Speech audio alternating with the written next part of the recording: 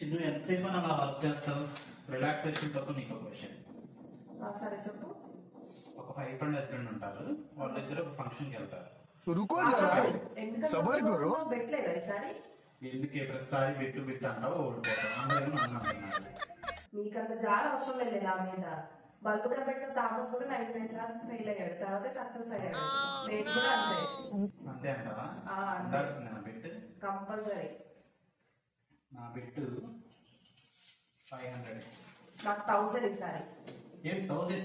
ఆ, గెలుద్దామని చెప్తున్నా చూడు. సరే చెప్పు. ఒక వైఫ్ అండ్ హస్బెండ్ ఉంటారు, వాళ్ళిద్దరు ఒక ఫంక్షన్ కి వెళ్తారు. ఓకే వాళ్ళకి 5 కొడుకులు, 4 కూతుర్లు. ఓకే ఓకే, 5 కొడుకులు ఇద్దరికి మ్యారేజ్ అవుతారు.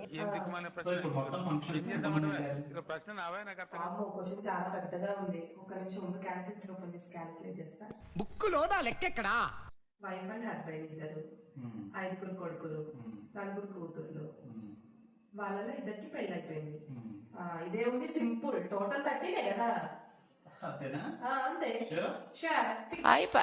డబ్బులు నావే అయితే. ఏంటి డబ్బులు తీసుకుంటున్నావు? కరెక్ట్ గా చెప్పాను. 30.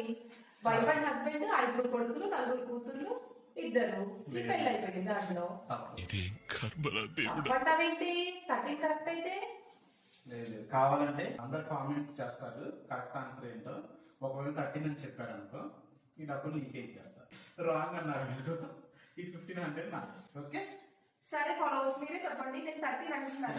వాళ్ళు కూడా బెదిరించేస్తారు. నేను అమాయకురాలి, ప్రతిసారి నువ్వే ఛాలెంజెస్ ఉన్నట్లు నేను బెదిరించగలనా వాళ్ళని? సరే మీరే చెప్పండి, 30 కరెక్టా కాదా? చెప్పండి ఫ్రెండ్స్, మీరే చెప్పండి కరెక్ట్ ఆన్సర్ ఏంటో చెప్పండి. కరెక్ట్ ఆన్సర్ 30 అని కంప్లీట్ చేసి 2000